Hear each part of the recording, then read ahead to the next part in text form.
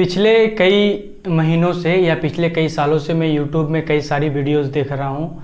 मेरे पास कई सारे प्रश्न भी आ रहे हैं उन वीडियोस के बारे में, उन क्रिएटर्स के बारे में, कि कुछ लोग ये चाहते हैं कि सभी बच्चे ब्रह्मचर्य का पालन करें, सभी बच्चे ब्रह्मचारी हो। और उदाहरण दिए जाते हैं स्वामी विवेकानंद के, स्वामी दयानंद के, स्वामी योगानंद के।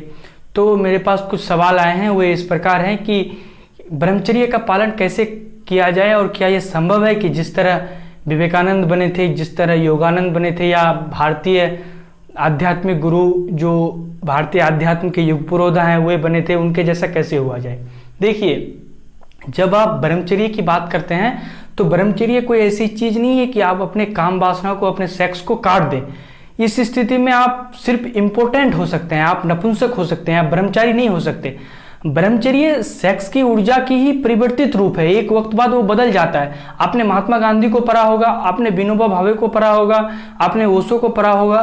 वे लोग बार बार इस बात के बारे में सूचित करते हैं कि ब्रह्मचर्य एक वक्त के बाद अगर आपके जीवन में प्रेम का विस्तार होता है, आध्यात्म का विस्तार होता है, तो आपके जीवन में ब्रह्मचर्य फलित होती है। अब आते हैं स्वामी विवेकानंद के बारे में।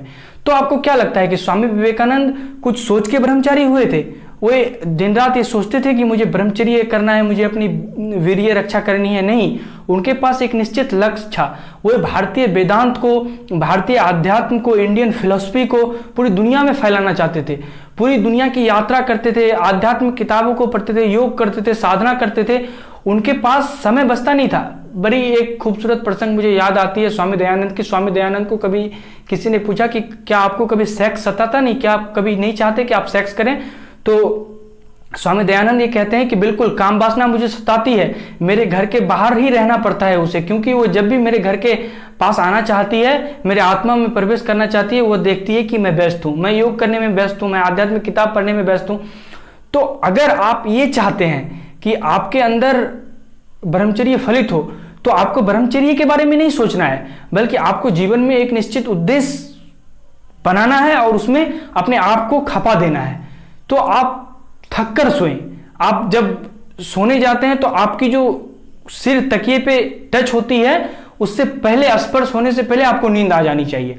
आप इतने कर्मवीर, कर्म में लीन होकर सोएं।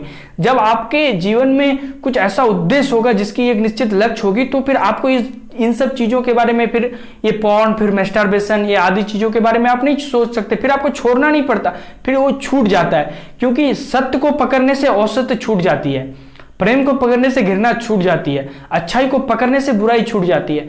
तो हम इन चीजों को दबा नहीं सकते, इन चीजों से ऊपर आ सकते हैं, इन चीजों से ऊपर आया जा सकता है। सेक्स को जीता नहीं जा सकता, सेक्स से ऊपर आया। और जिसने भी सेक्स को जीतने की कोशिश किया, अब आसाराम बापू के जीवन को आप देख सकते हैं, उन्होंने अपने काम बस दबाया तो उनकी क्या प्रतिफल उन्हें मिली। तो यही चीज आपके सामने मैं बताना चाहता हूं कि अगर आपके जीवन में एक निश्चित लक्ष्य हो, एक स्पष्ट उद्देश्य हो, जिसके बारे में आप आपका प्रेम संबंध हो और उस पर आप न्यौछावर होना चाहते हो, तो फिर ये सारी चीजें खुद जीवन से बाहर चली जाती हैं। धन्यवाद।